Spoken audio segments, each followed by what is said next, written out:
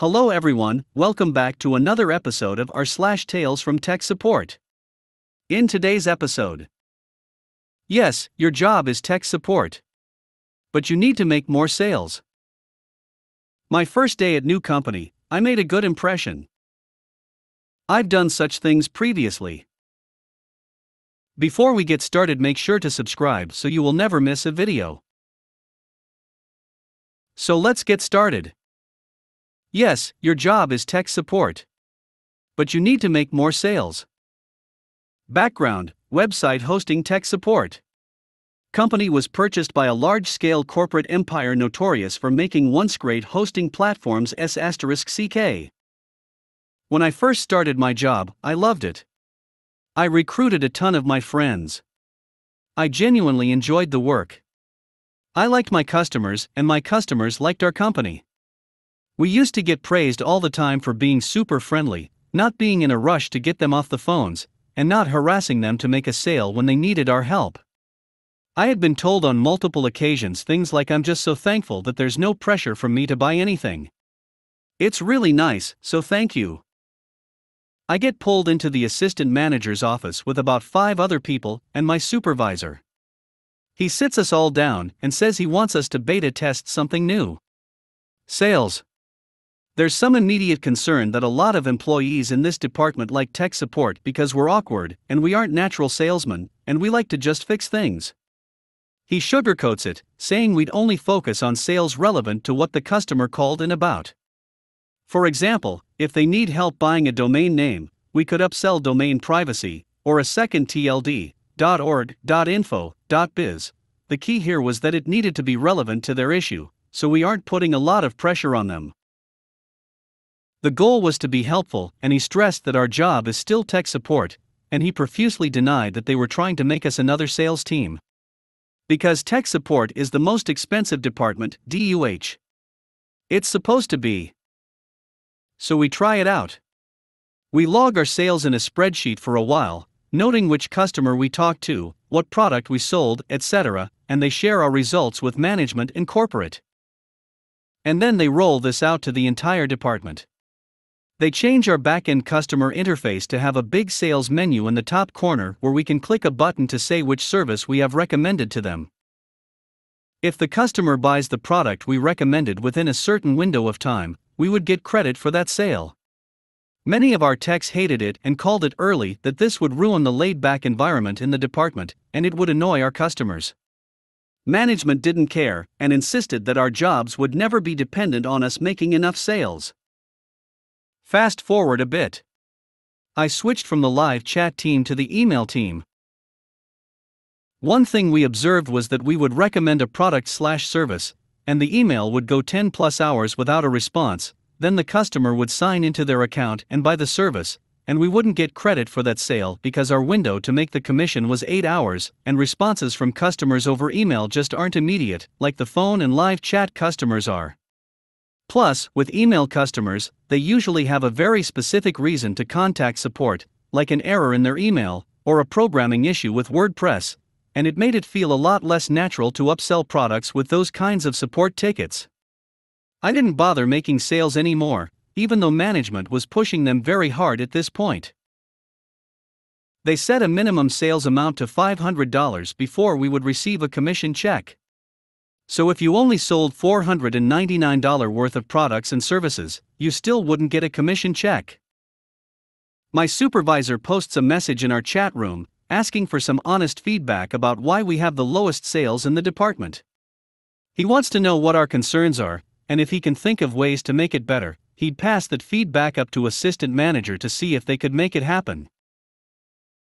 So I mention how it's more difficult to make sales when their question is very specific, and we don't have opportunities to make small talk with customers while we wait for responses from other departments or senior technicians to fix their issue, and I mention how the 8-hour commission window may be too short for emails, suggesting that it may be easier if our commission window was 12 to 24 hours to accommodate for how long it takes for customers to purchase something when we have upsold via email in comparison to the often instant yes or no response over phone/chat.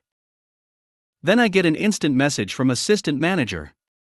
He's pretty aggressive about my feedback regarding why I don't try to make more sales.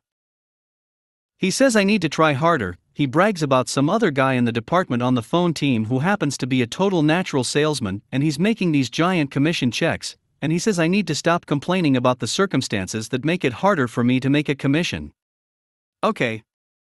Let's get this straight. I wasn't complaining. Do I like making sales? No, that's why I picked tech support instead of sales. But it's not like I complained to my supervisor, he's the one who asked us why we don't even seem to try. I clarify that sales from our team would probably be better if our sales window is bigger, because I had seen instances where I sold a service to a customer but they had waited to buy it until the next day, so I didn't get a commission. Assistant manager, well, if you want, I can just change your commission window from 8 hours to 0 hours. How would you like that? Yep, he just threatened to remove my ability to even make a commission at all. Because I shared my opinion with my supervisor at his request. I stared at his message for a moment, considering telling him to go sit on a cactus and quitting my job right then and there, but I was pregnant, and we had baby stuff to buy. Go right ahead, it's not like I make a commission anyway. I quit shortly after this exchange, because I was nearing the end of my pregnancy, and struggling to not tell customers to go take a long walk off a short pier. It was a huge relief to not worry about having to come back to that work environment after having my baby. My first day at new company, I made a good impression. A bit of background here. I have worked in support/maintenance roles my entire working life. I don't do management, so have been happy not to get promoted. Hence I was probably a good 10 years older than my work colleagues. But this has advantages. I fix rather than replace, I know how to use a soldering iron.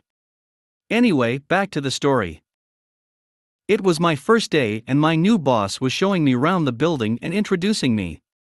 We went into the server room and 3 of my new colleagues are standing in front of a screen scratching their heads. There is an error message on the screen.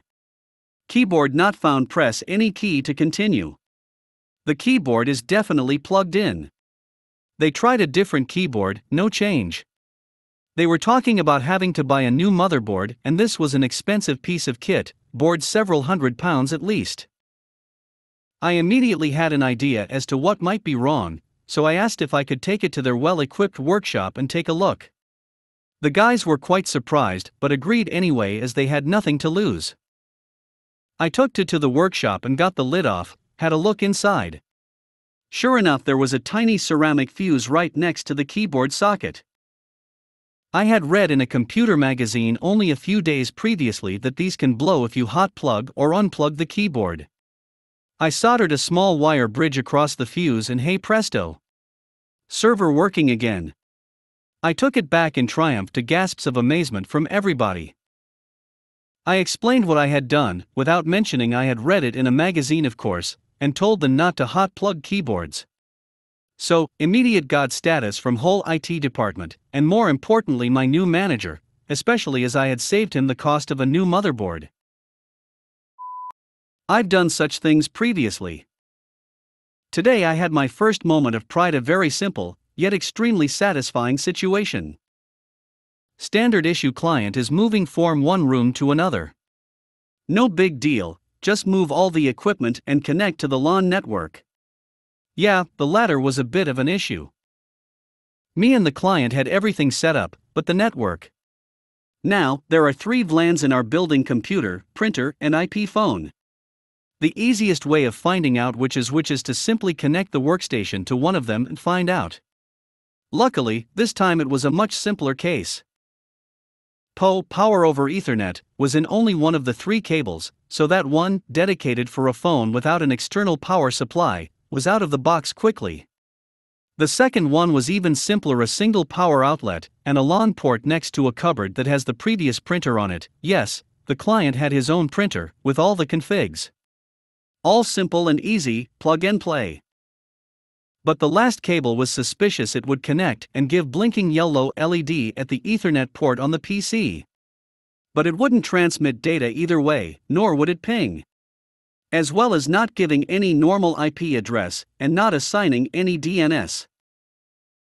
I dialed our LAN expert, who was literally the main network expert, firewall troubleshooter, and general internet support. $me obvious. $LM LAN master. $me, hey there, $LM, I'm having trouble with one workstation, it's not receiving any DNS data and not getting a proper IP. It's in room X, floor Y, wing Z.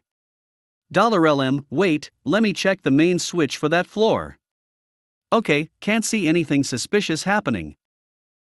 You've got that yellow light blinking? $me, you mean the link, right? Yeah, it's been on all the time.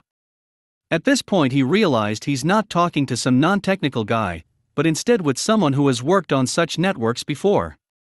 $LM, okay, could you give me the IPv4 address assigned to the workstation currently?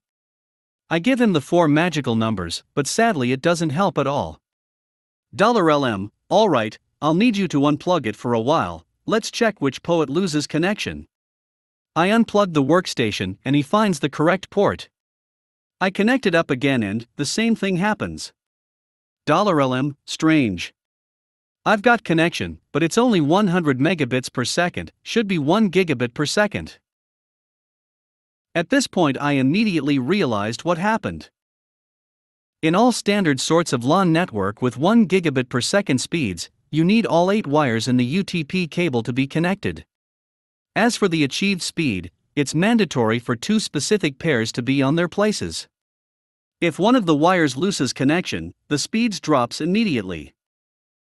Now, I've been working for about a year for a local internet provider, who uses mostly FTTH and GPON technologies, but still maintains a vast LAN network in bigger blocks of flats. I have done hundreds of LAN connectors, and when any work with UTP cables is required, I always keep a handful of spare connectors and a crimper handy. So I cut out the old connector and replace it with a new one. I clip it back into the PC and, surprise surprise, the workstation is online. $LM, what did you do? $me, looking at the old connector, looks like wire number 6 in the old connector lost connection, so obviously the speed dropped to 100 and there were errors transmitting data. $LM, after a moment of silence. How do you know so much about LAN? $me, with pride, I've been working with such networks in my previous job, for a local internet provider. Fun times. $LM, surprised, wow, that's cool. Good to know, whenever a network-related ticket comes in, I'll make sure to assign it to you, knowing how well you handle such matter. Guess I've earned some brownie points that day. And of course nothing gives you such satisfaction like when you do 50% of the work on your own and surprise someone more experienced with your skills.